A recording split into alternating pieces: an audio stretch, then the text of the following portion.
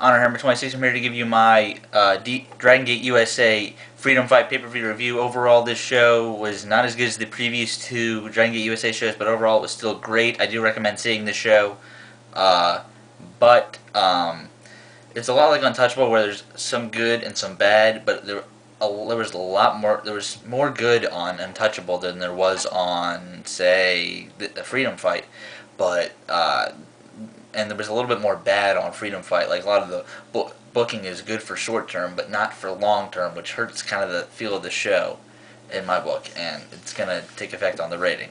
So let's just get right to it. First match was the six-way to start the pay-per-view. Build this Generation Now, which is funny because Generation Me is the Young Bucks. Gran Akuma versus Matt Jackson versus Nick Jackson versus Hallowicked versus Johnny Gargano versus Lince Dorado. This match was alright. I liked it. It was a very, very spotty opener, but I still liked it a lot. There were basically, there are good spotty matches and bad spotty matches. Is a good spotty match because just the spots went one after another, after another, and after another. Dragon Gate is pretty spotty, but it's spotty kind of in a different way, where there's kind of psychology to the spots. This is what this was, because it was kind of six guys, kind of a six-man, like, six-way dance, but there was psychology and spots in it, and it was very, very good. I'm going to give it 3 on the dot. Well, 3 stars because, well, it could have gone to 3.5, but it didn't go that long, and there wasn't really all that great of a wrestler in it. But there was psychology, getting the Young Bucks to face each other, and that was pretty cool. So I'm gonna give it 3 on the dot. But I didn't like the person that won. I mean, it probably should have been somebody else. I understand that it's not either one of the Young Bucks or Hallowicked, but it should have been not the guy that won. It should have been one of the other two, in my opinion. Which, even though Akuma's probably one of the best of those 3 guys, it's having the right guys in the main event. It's not having the best or the best in ring. I mean, it's for a title. It's gotta make sense booking wise, in my opinion.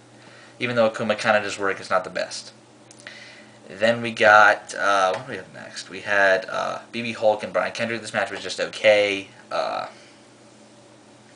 Just a lot of Kendrick did better than I thought he would do, but this match was only alright. Nothing really spectacular. The finish was very abrupt, and I didn't like it all that much. It was just okay. Nothing more than that.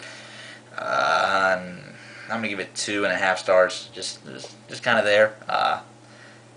I agree with the person that I mean, either one can go in here, but I can see why the person that won, that actually did win, BB Hulk won. So I'm alright with that. Then we got a 4-way match, like a tribute to Skida. Mike Quackenbush versus Super Crazy versus CIMA versus Jorge Rivera Skida. This match was only okay itself. This is probably the worst match of the pay-per-view because the finish, it made sense, and probably the right person from the group of this 4 went in, and which is probably the only match where I can legitimately say that. But it just didn't have all that good moves to it. It was just a lot of roll-ups, and you probably should have shown Quackenbush off a little more than you did. I mean, the interaction was between Super Crazy and Skida, in my opinion, in this match. It should have been became between those two, and it should have had CIMA and Quackenbush together, but it really wasn't like that. It was just kind of just a 4-way that had a lot of roll-ups in it, and some good spots, but just kind of ended all of a sudden, and it was just okay. I mean, it was very lackluster in my opinion. I'm going to give it 2.5 as well. But it could have been, a lot of these matches could have been better, but this is the only match where it was the right guy went in my opinion, so I gotta give props for that. Then we had one of the 2 great matches on the night, YAMATO versus Davey Richards. The wrong guy went in. You spent 50 minutes, around 50 minutes, like you spent the entire Davey Richards Shingo match from Untouchable, and the 2 promos. The Danielson one where he set up Richards, and the Richards one after his match, setting up Richards as your main star and setting him as the guy to lead your company into the future, and then he loses in the first round. If he were to lose in the first round, the only guy that would have made sense for to win is YAMATO.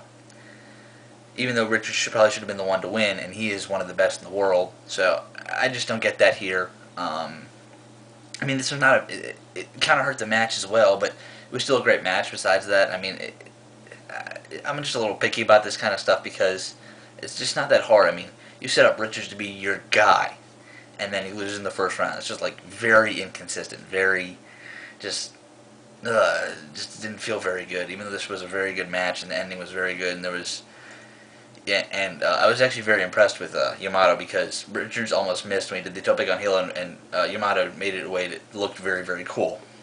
So I'm going to give it 4.25, not enough to make any part of my match of the year countdown, but it still was very, very good and very, very great. I enjoyed it a lot. Then we got the match of the night, Speed Muscle, Masato Yoshino and Naruki Doi versus Shingo and Dragon Kid. This match was balls to the wall brutal. Wow. Not as good as the tag match from the beginning show, CIMA and Yokozuka versus the Young Bucks. But this match was very, very good. Basic Dragon Gate tag team match here, but it was still very, very, very great. It will make a part of my match of the year countdown, but not the one that you'll see on my channel. I'm going to give this a very, very strong 4.25. Not enough to get 4.5 for the reason that the wrong team went over, in my opinion. Dragon Kid is getting a title shot in Chicago at the taping on January 23rd. It's actually today now, based on when you watch this. And he tapped out in the main event, in one of the high-profile matches of this pay-per-view. That just does not make much sense, in my opinion. If you want to set him up to win the title, he won on the first two Dragon Gate shows, but he didn't win here. I mean, it kind of kills his momentum, and he's going to be facing the champion on the next show. It just doesn't make sense here, in my opinion, even though this was the best match of the night, and will make my match of the year countdown. It was hurt because of that fact. Shingo and Doi have amazing chemistry, and so do Yoshino and Kid, but it was pretty cool to see Doi and Kid had very, very good chemistry, and Shingo and Yoshino, I thought, had amazing chemistry. They kind of had the big man versus small man kind of chemistry, which I always love in high-paced wrestling, and it was very, very cool to see. Very, very great match. Strong 4.25. I still loved it, but the ending was just kind of there. And, I mean, if Gabe is expecting to just have some surprises, there's other ways you can surprise, just like have, even though I agree with CIMA going in, you can have Quackenbush there, or in the if you consider Gran Akuma a surprise, you can have Johnny Gargano instead of him, or Lince Dorado, or one of the Young Bucks since they're recognizable.